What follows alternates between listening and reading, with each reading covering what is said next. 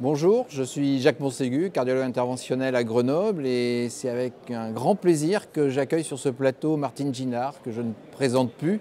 Bonjour. Et nous sommes là pour discuter un petit peu des grands temps forts de cet EuroPCR 2015.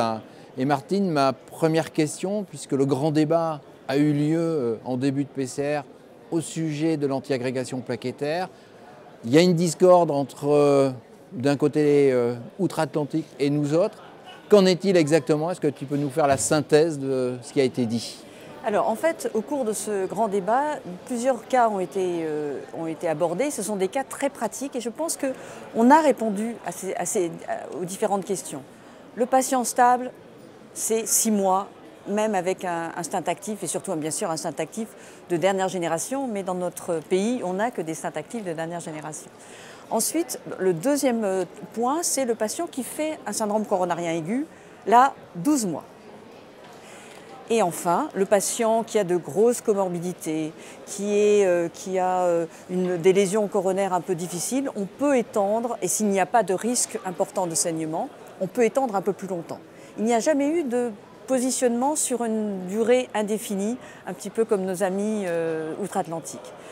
Donc ça, je pense que c'est un élément vraiment assez fort, assez simplificateur, en sachant quand même qu'il faut adapter chez des patients à haut risque ischémique ou à haut risque de saignement cette durée. Mais de façon globale, voilà le message. En tout cas, les choses sont bien claires. Il n'y a pas de place pour un traitement au long cours et à vie avec une bithérapie antiagrégante plaquettaire, voilà, quelle qu'elle soit. Aucune place de façon générale. Après, peut-être sur des patients individualisés, mais pas de façon générale comme nous le conseillent nos amis américains. D'accord, mais ce message est très clair et je pense que ça va éclaircir un petit peu la prise en charge de nos patients.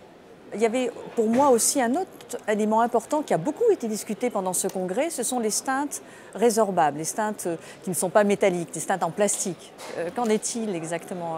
Alors c'est vrai que cette nouvelle formule thérapeutique voit le jour et on voit bien qu'au travers des différents lives qui sont réalisés durant cet EuroPCR, on voit de plus en plus d'implantations de BVS.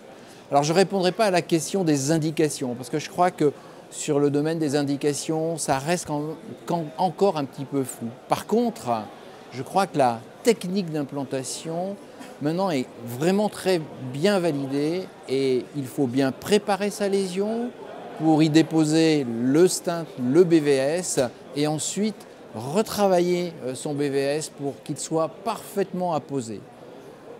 Le recours à des outils comme l'IVUS, comme l'OCT, probablement à sa place, dans sa courbe d'apprentissage, mais certainement pas au quotidien.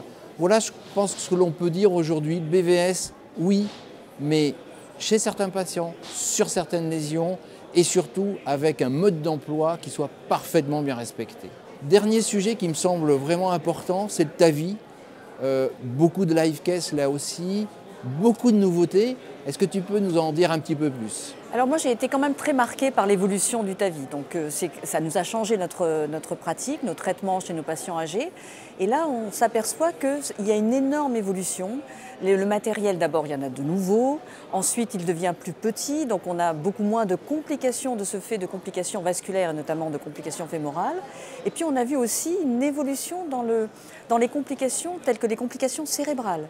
Il y avait ce que nous reprochaient nos amis chirurgiens, un excès d'AVC quand on faisait un TAVI, ça a diminué, c'est maintenant inférieur au nombre d'AVC dans la chirurgie.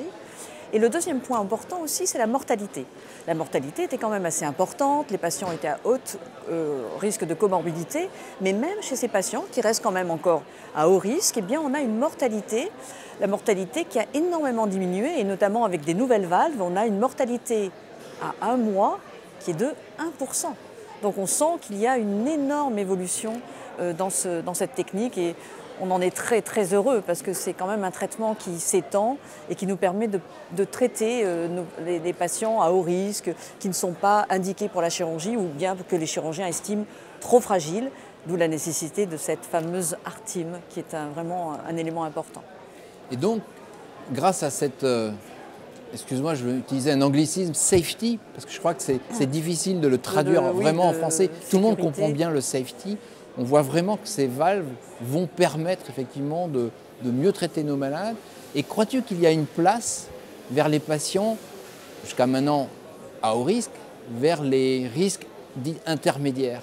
Alors, c'était le vrai problème, c'est-à-dire on s'est toujours dit, on ne le fera pas parce qu'on n'a pas la notion de durabilité.